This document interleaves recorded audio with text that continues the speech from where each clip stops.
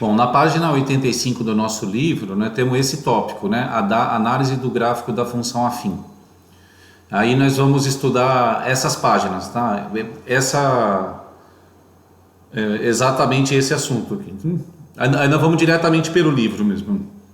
Não, nós sabemos, né, que uma função afim é toda função que a lei pode ser escrita dessa forma aqui, né, que é um polinômio do primeiro grau. Tá?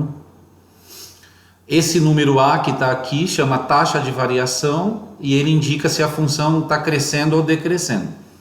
Se o A é positivo, a função afim ela é crescente e ela cresce segundo esse número. Tá? Então, quanto maior for ele, mais rápido é o crescimento para cada x. Tá? O B é o valor inicial e esse valor inicial a função assume ele quando você faz o x igual a zero, tá? Então, se você fizer o x igual a zero, isso aqui vai dar b. E aí, quando você vai representar isso graficamente, esse número b, ele é o ponto de intersecção da reta, né? Porque o gráfico da função afim é uma reta, tá? Com o eixo y. Se o a é negativo, aí a função, ao invés de crescer, ela vai decrescer, tá? Aí, vamos colocar pelo b aqui, né? Vou abrir no GeoGebra.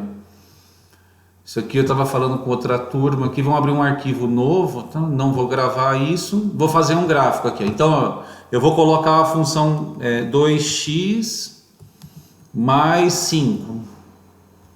Ó, veja que o gráfico passou no eixo y justamente quando o y é 5, tá? E essa função ela está crescendo com taxa de variação 2, tá? Quer dizer que para cada x que eu atribuo unitário, esse valor aumenta 2, né? Veja, se você faz x igual a 0, dá 5. Se você fizer x igual a 1, dá 7. 2 a mais, tá? Se fizer x igual a 2, dá 9, tá? Se eu escrever assim, ó, 3x mais 1, essa função é mais crescente que essa, é mais rápida, porque a taxa de variação aqui é 3 e lá é 2. E veja que o gráfico dessa função, que é o vermelho, ele corta o y justamente quando x é 1, que é o que está aqui, tá? Se eu colocar uma taxa negativa, por exemplo, ó, menos x mais 4, ó, que é essa aqui que está em azul, aí veja que agora essa função não cresce, né? Ela decresce.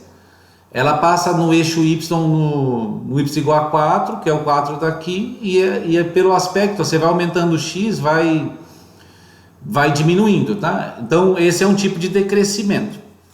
Aí no livro, né, você vai seguir um roteiro assim, né?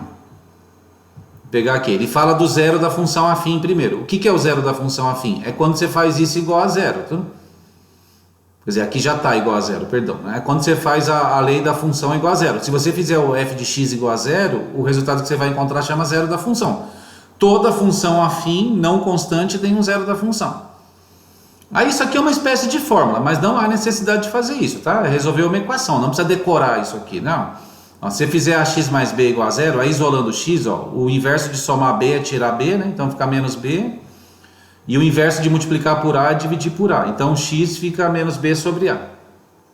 Tá? Graficamente, onde é que aparece o zero da função? Nós já falamos isso em várias outras aulas, né? É o ponto de intersecção da reta com o eixo x. Tá?